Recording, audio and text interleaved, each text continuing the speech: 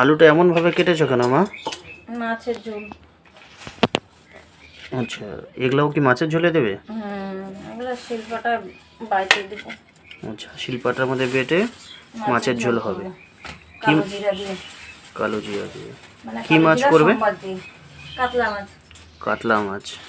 তো বন্ধুরা মাছ বানাতে যাচ্ছে। এই যে সুন্দর সুন্দর করে দেখেছো আলু কেটে নিয়েছে, তার সাথে এই যে পেঁয়াজ, আদা, কিছু লঙ্কা আছে, এটা শিলনোড়াতে বেটে নেবে। আর কিছুটা কালো জিরা দিয়ে কাতলা মাছের ঝোল, কালো জিরা সম্বার দেবে, তা দিয়ে কাতলা মাছের ঝোল হবে।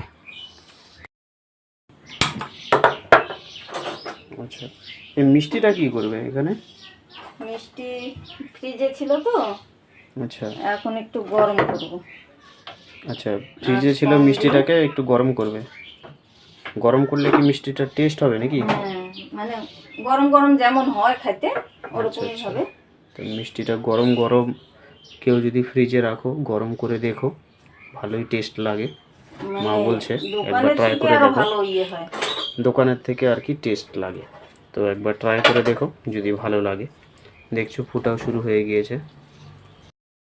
এটাকে একটু ধীরে ধীরে নাড়তেও হবে, নালে এক পাশটা গরম হবে, অন্য পাশটা গরম হবে না। দেখছো একদম তেলের মতো টকবক করে ফুটছে।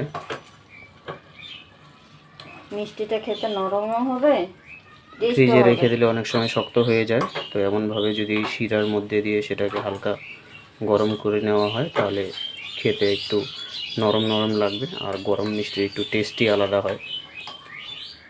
দেখছো কি সুন্দর লাগছে। যাচ্ছি তেজপাতা তুলতে।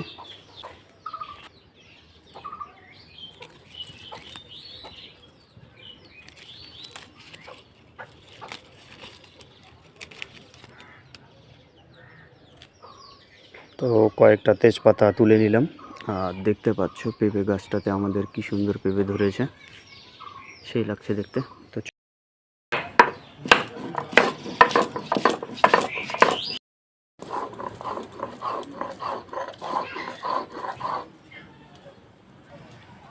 গরমে আমাদের টাইগার ছটফটাচ্ছে।